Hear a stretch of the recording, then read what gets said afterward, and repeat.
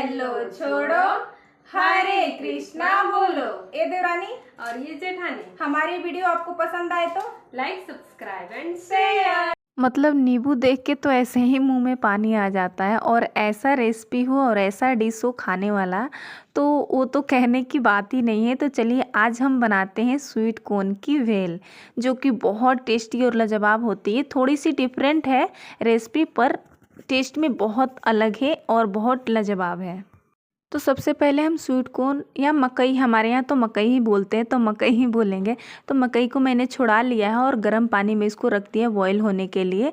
नमक डाल दिया इसमें, अच्छे से इसको हम 5 मिनट बॉईल करेंगे। तो देखिए अच्छा सा सॉफ्ट हो गया। ज़्यादा हमें नहीं करना है, बस हल्का सा करना है 5 मिनट। और इसको हम छान लेंगे और इस पर से ठंडा पानी ज़रूर ऐड करिएगा कि इसका कलर जो है ना बरकरार रहे, ऐसे येलो कलर, नहीं तो थोड़ा सा डार्क हो जाता है।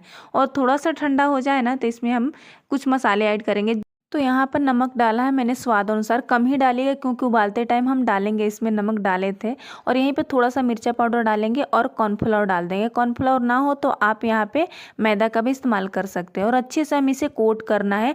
तो आप सभी देखिएगा, मकई अगर जो रूखा सूखा दिखे तो हल्का सा पानी का छींटा मारिएगा, ज़्यादा मत मारिएगा, नहीं तो ऐसे गीला हो जाएगा तो कॉर्नफ्लावर हट जाएगा तो अच्छा नहीं लगेगा, होगा ही नहीं कुरकुरा ये। और गरम तेल हम मीडियम गरम रखेंगे तेल को, और डाल के जस्ट हमें ढक देना है। ये जरूर करिएगा आप, इसको ढकना बहुत जरूरी है, नहीं तो ये उड़ने लगते हैं ऐसे और हम जल भी सकते हैं। तो हमें इस बात का बहुत ध्यान देना है। तो 5 मिनट के बाद हम इसको खोल देंगे और फिर हाई फ्लेम कर देंगे और 2-3 मिनट इसको हमें और पकाना है, ज़्यादा नहीं।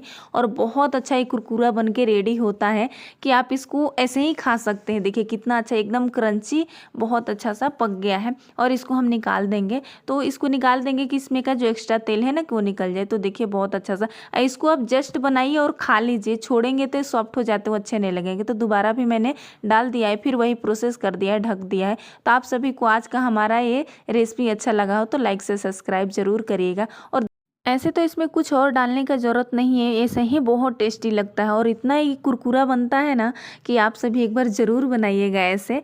तो हम इसका आज हम भेल बनाते हैं। तो सबसे पहले हमने देखिए इसमें खीरा काट के डाल दिया, टमाटर, प्याज, आपको जो जो अच्छा लगे आप डाल सकते हैं। इसमें से जो पसंद है उसको हटा भी सकते हैं। और धनिया पत्ता और थोड़ा सा मिर्चा भी हमने हरा काट के इसमें डाला है। हम लोग के यहाँ बिहार में स्पाइसेस ऐसे ज़्यादा खाते हैं, तो हरा मिर्चे का इस्तेमाल हम लोग बहुत करते हैं, लाल मिर्चा बहुत कम ही करते हैं। तो देखिए हमारा भेल बन के एकदम से रेडी है, बहुत टेस्टी और लाजवाब बना था ये। तो हम देख के चलिए अब सर्व करते हैं, दोनों देवरानी जेठानी के लिए निकाल लेते हैं और इसको हम खा के आपको बताते हैं इसका टेस्ट। तो ये नींबू ऊपर से ज़रूर ऐड करिएगा ताकि इसका टेस्ट और डबल हो जाए। तो चलिए हम खा के बताते हैं कि कैसा बना था। सचमुच ये बहुत टेस्टी बना था।